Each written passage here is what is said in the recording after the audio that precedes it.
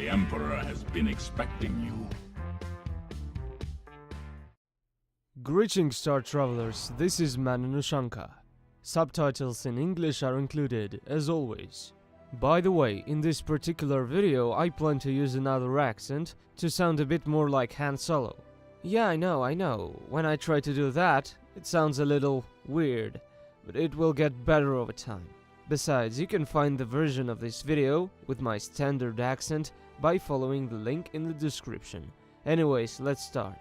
As we all know, George Lucas, when creating blaster weaponry for Star Wars, decided not to use overly futuristic-looking toy guns that were typically associated with the word blaster in the 70s.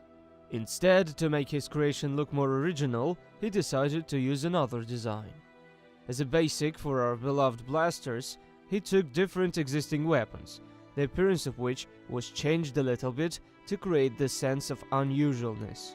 As many of the viewers already probably guessed, Han Solo's pistol was created on the base of a German C-96 Mauser handgun that bore the nickname Broom Handle. And besides that, to individualize the weapon, it got different attachments, various details, including a flash hider taken from an MG81 machine gun that made the weapon look more volume, and therefore to make it look more interesting and threatening. And besides that, as we could see in the 4th episode of Star Wars, that blaster had a big scope that everyone usually sees on sniper rifles like K98. This scope in both the old and the new canon was motion sensitive and was very useful in long-distance skirmishes. In the 5th episode, we could see that the scope was removed. According to the lore of Star Wars, Han Solo was pretty cocky about his aim, so he removed the device to increase the speed of holstering and, what's more important, unholstering his famous gun. An effective range of fire varies from blaster to blaster, and although usually the maximal effective fire distance was not more than 50 meters, sometimes a good shooter was able to use it on distances up to 75 meters. Still, it was rarely used to shoot targets further than 25 meters from the shooter. Yes, the firing range of this weapon was quite small, at least a few times shorter than the one of an E-11 standard blaster rifle that was used by famous stormtroopers of the Galactic Empire. Not to mention that it consumed more energy per shot and required way more Tabana gas or plasma batteries even for short skirmishes. However, that was compensated by a bigger blast on contact. In video games, of course, as we all know, Han Solo's blaster cannot demolish houses. It cannot destroy walls, for example, and it can't kill people in one shot. Remember, the damage in games was never canonical, due to the limitations of the game mechanics. If games showed real firepower of blaster rifles and blaster pistols, every few skirmishes could devastate entire neighborhoods. And such things are not easy to bring into video games. At least not into old video games like Jedi Academy. I also wonder why DICE decided not to bring such a mechanic into Battlefront 2017. As we know from games like Battlefield, they do have the technology. But if they did, it would be way cooler. Just imagine bringing the famous Naboo Palace to pieces. Unfortunately, in the games, even in the newer games, you can spend hours shooting the walls to see no destructive effect whatsoever. Nonetheless, both the new and the old Star Wars canons had the examples of this destructive firepower. Just remember how an entire building was devastated just with the fire of E-11 blaster rifle in a book from the Throne trilogy, for example.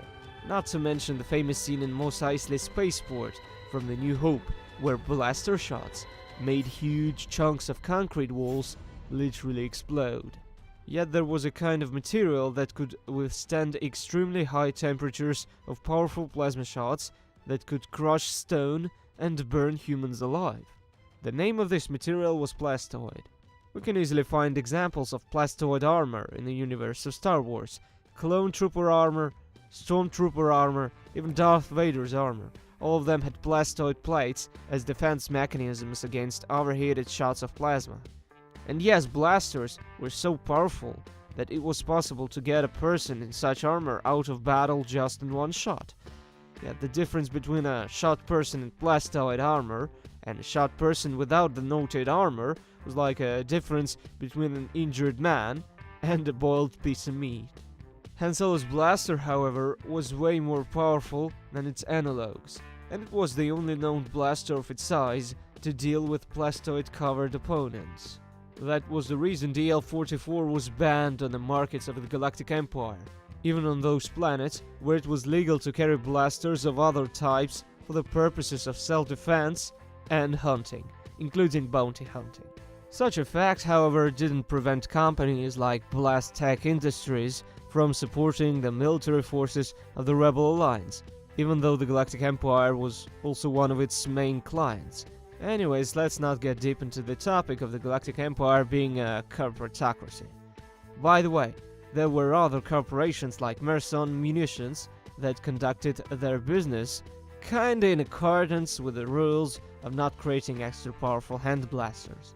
This fact, however, didn't stop them from supplying rebels, but yeah, at least they tried to appear to be law-abiding. In any case, the Rebel Alliance had no problem acquiring these powerful handguns, and Han Solo, as we know, used his favorite blaster pistol for decades and decades more in both the new and the old canon of Star Wars. However, thus is how our video is going to end. If you liked it, don't forget to leave a like and to subscribe to my channel, and to press the bell button to be one of the first people to see one of my newest videos right after its publication. Write your comments, my fellow Star Travelers, and as the ancients said, let the Force go with you. Always.